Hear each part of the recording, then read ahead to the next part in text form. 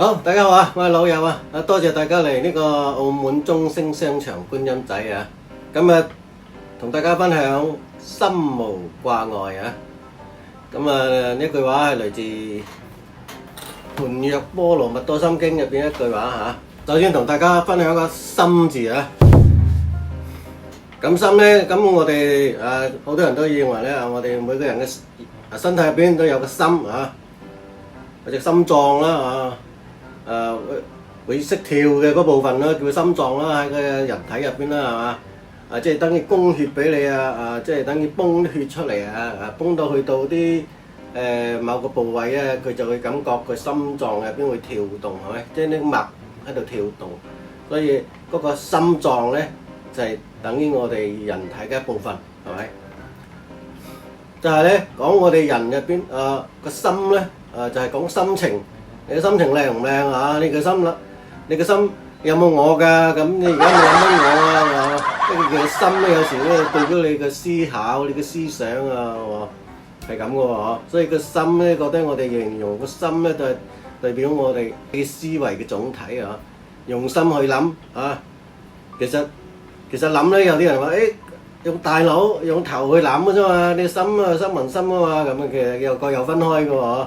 好複雜嘅喎，所以有時思想還思想，個心還心喎。有時，但係咧人哋講你嘅心你有冇心㗎？有冇我心㗎？咁嘅講喺呢度你識唔識思考㗎？要唔要講喺呢度嘅喎所以咧個心咧好似複雜咁嘅喎個心喺邊度咧？咁你又唔知喺邊度嘅喎係嘛？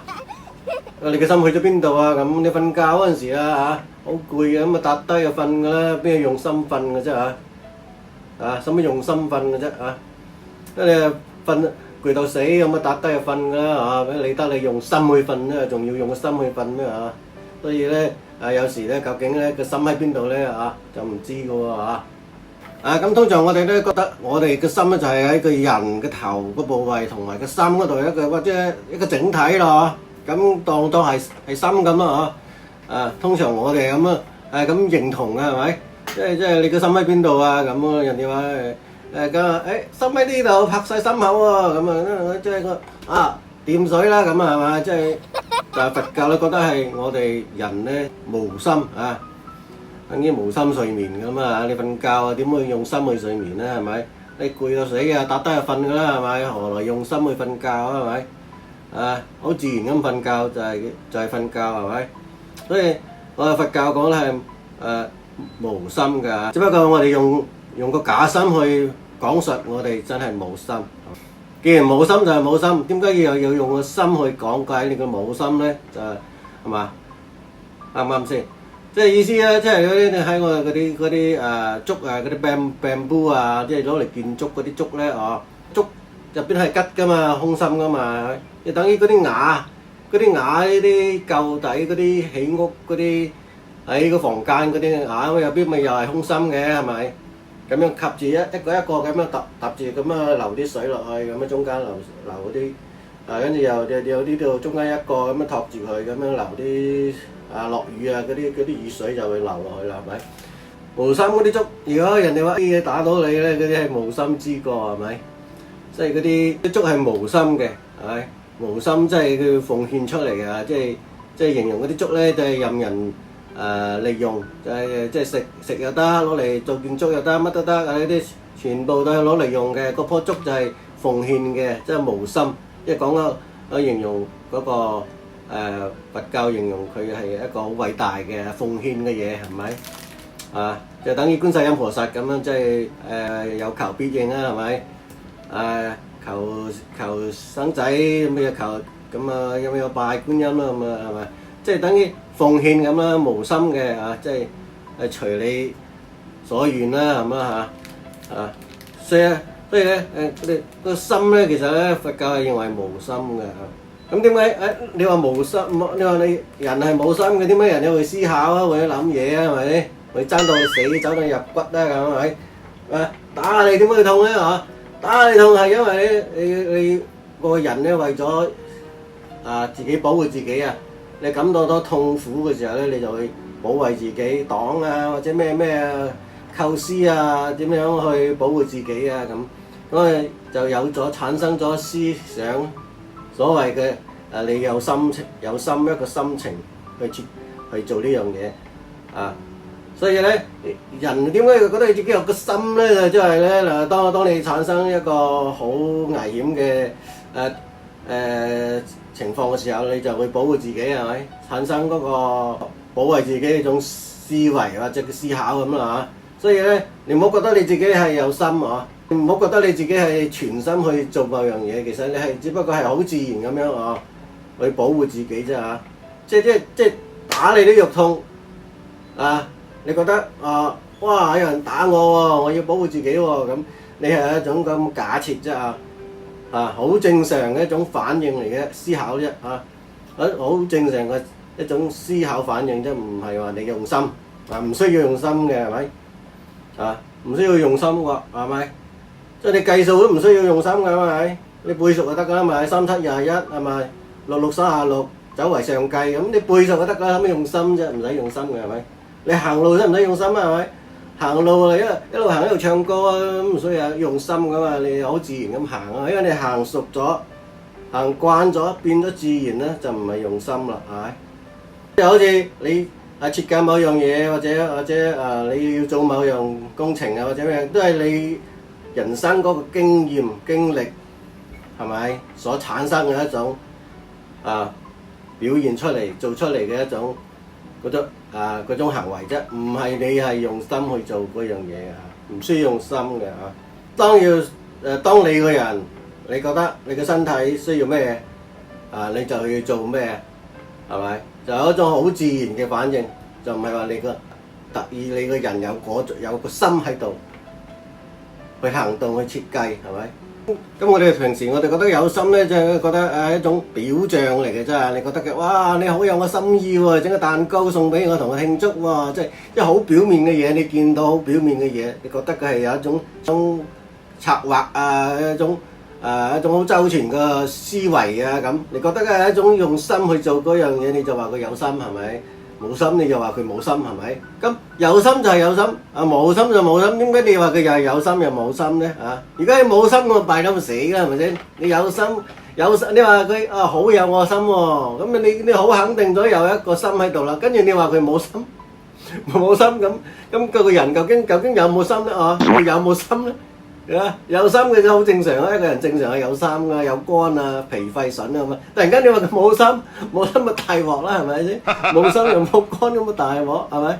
所以我哋人類為咗好清晰咁樣表象我哋表面，即係講實我哋表面上嘅嘢，我哋覺得係有一種心情喺度即係好清晰嘅有個心臟喺度跳，咁樣話有個心，人係有心跟住就講無掛礙咯咁無掛礙咧，真係唔好無就冇啦，唔需要啦掛礙咧，即係話咧你要放啲嘢喺心邊度，放啲事情，放啲事情喺你個心入邊咧，成日記住嗰啲嘢做嘅即係放喺你將啲事情成日堆晒喺你個心情入邊咁你咪好辛苦係咪？所以咧就係話咧其實掛礙咧係只不過係話你係講緊嗰啲物要分析嗰啲物件嗰啲事情物就係事物係咪？即係嗰啲事物咧唔需要放喺個心嗰度即係講緊係即係嗰個掛礙，即係其實就係想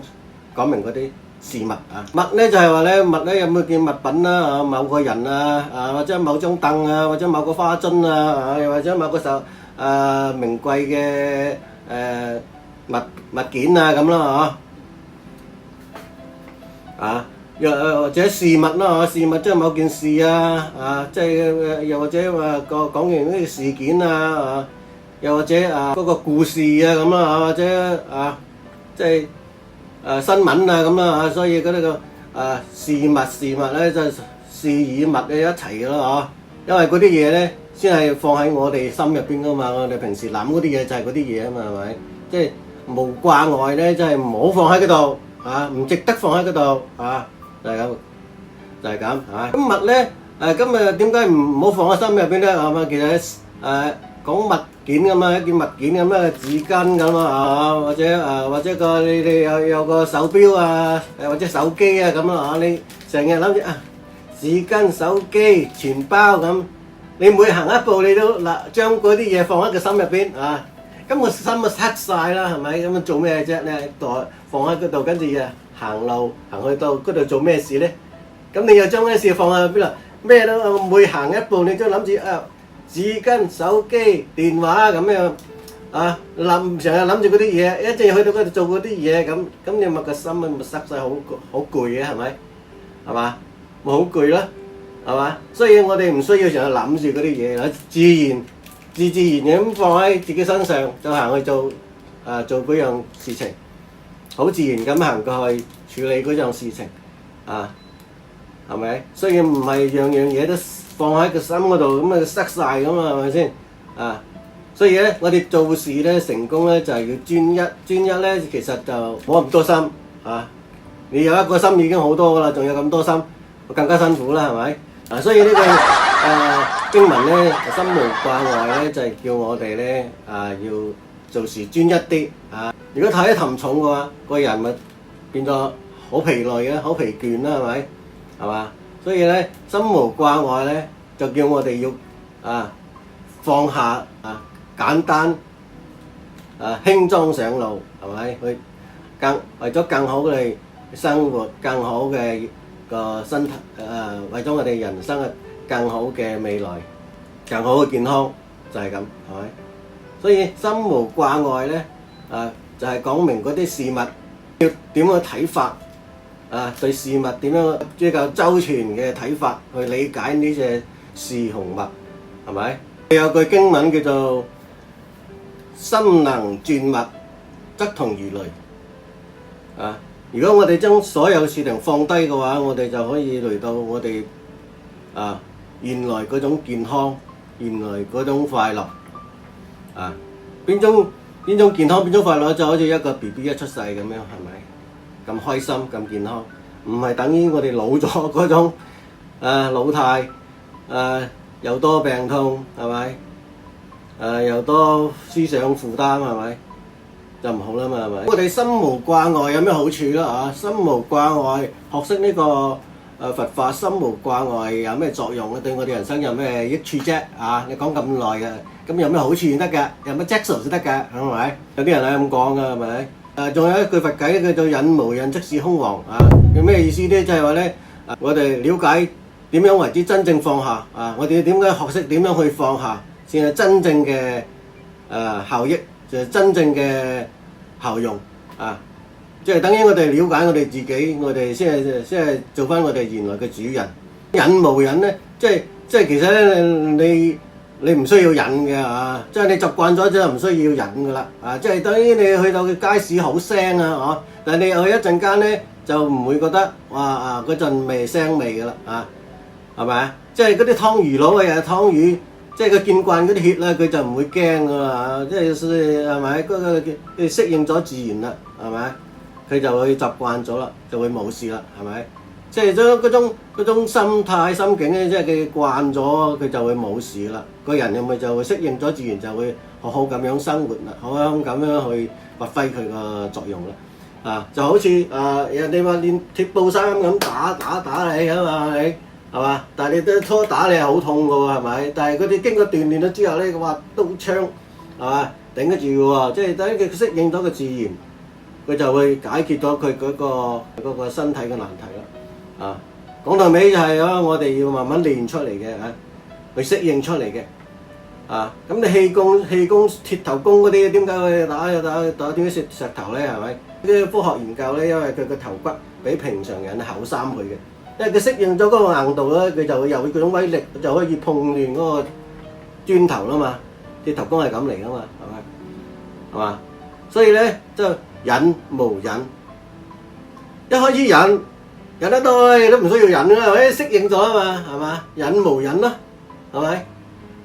就係空王，空王咧就係你已經控制咗佢，你係王啦，咁咪叫空王啦。你控制咗咪叫空王啦？即係等於你控制咗你嘅心情。係咪？控制咗你嘅心情你唔好諗咁多諗得多你爆血管㗎，影響你嘅心你知道咧就叫人去處理啦叫你碰到壞人咧，加害於你咧，你唔好去搞掂佢，你報警啊！邊有街邊有警察啊嘛，入屋內有律師嘛，你叫佢搞掂咪啦！你做咩自己咁戇居啫，走去搞啫咁啊？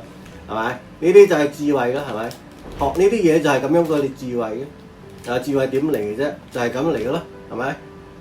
就要了解，學多啲嘢，頭腦清晰，咁為咗智慧咯。係嘛？你唔了解佢嘅話，哎呀我爆血管啊老友，咁點算啊？你教我啦，咁就弊啦，係咪？咁我老友教咗你之後，了解呢啲佛偈啊，你就知道忍無可忍，就無需再忍。即係你忍慣咗，你見慣咗就已經係平常啦嘛。你小意思濕碎啦，哎呀老友唔使律咁啊，咪搞掂事情啦，係嘛？所以呢叫做咧心無掛礙就係咁樣嚟嘅。無掛礙故就係咁樣嚟嘅，就唔需要話你原來我就係有個心喺度就會驚嘅，驚到你爆血管嘅，係嘛？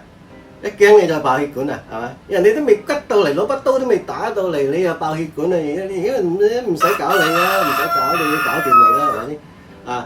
所以咧心無掛礙就係一種智慧多謝大家